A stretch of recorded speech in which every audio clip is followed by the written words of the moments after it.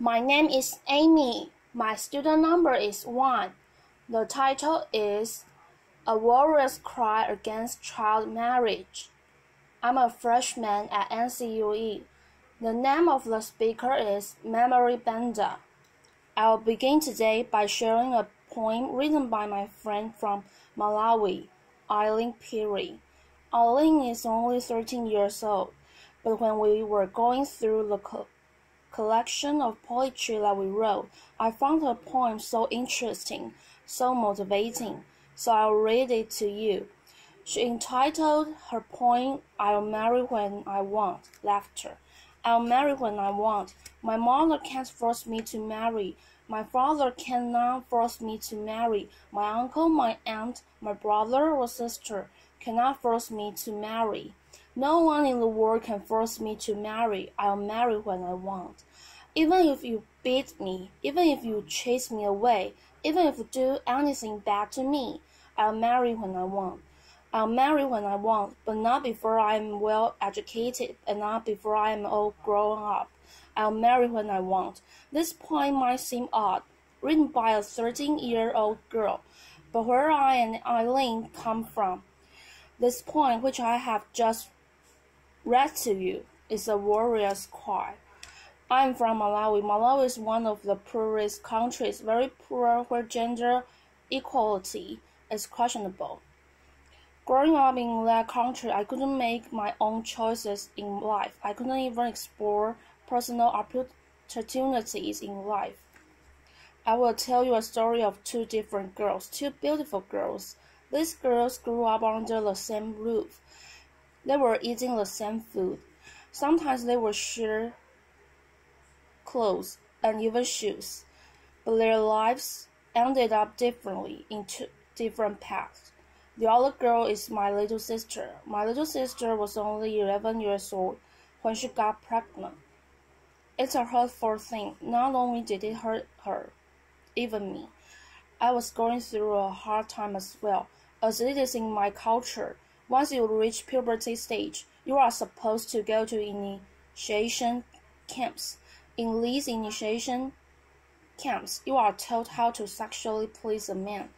There is the special day, which they call very special day, where a man who is hired by the community comes to the camp and sleeps with the little girls.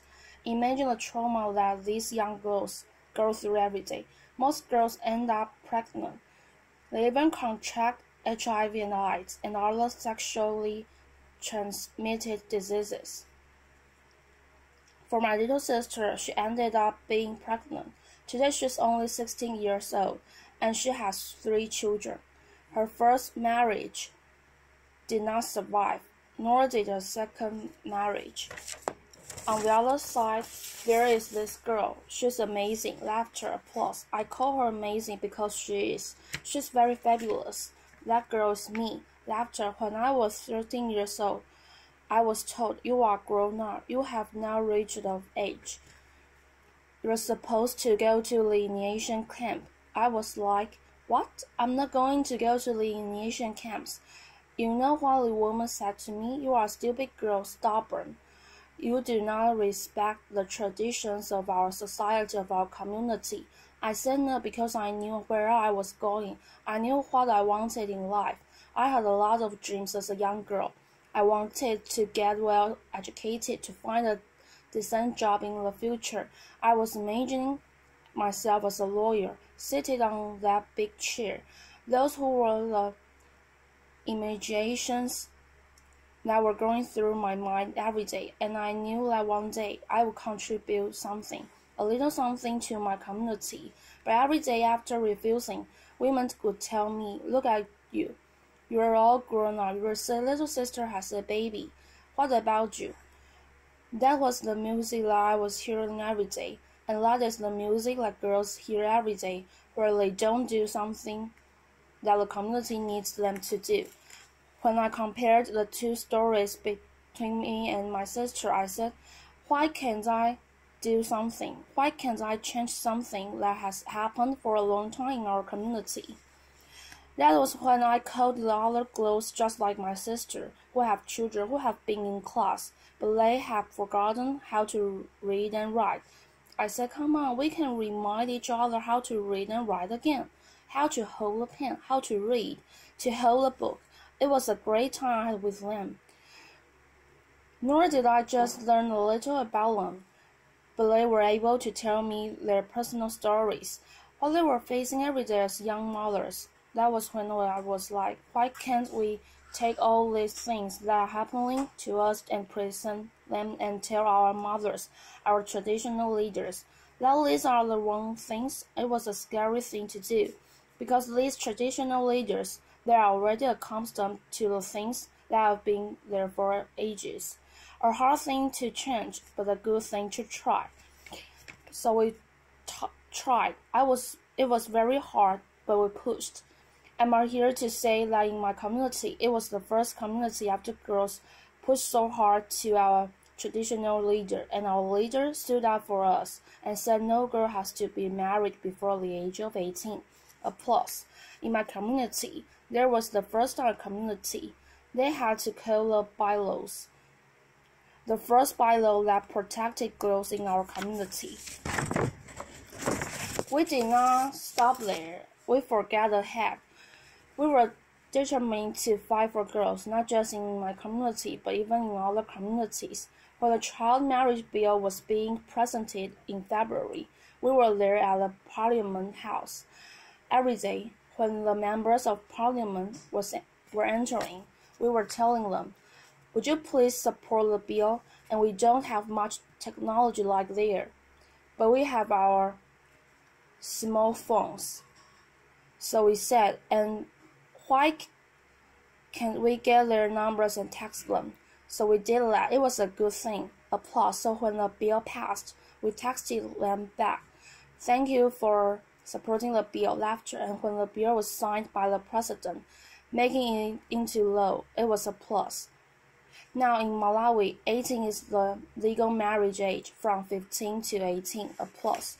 It's a good thing to know that the bill passed, but let me tell you this. There are countries where 18 is the legal marriage age, but don't we hear cries of women and girls every day? Every day, girls' lives are being wasted away. This is high time for leaders to honor their commitment. In honoring this commitment, it means keeping girls' issues at heart every time. We don't have to be subjected a second. But they have to know that women, as we are in the room, we are not just women, we are not just girls, we are extraordinary, we can do more. Another thing for Malawi, and not just Malawi but other countries, the laws which are there, you know how a law is not a law until it is enforced?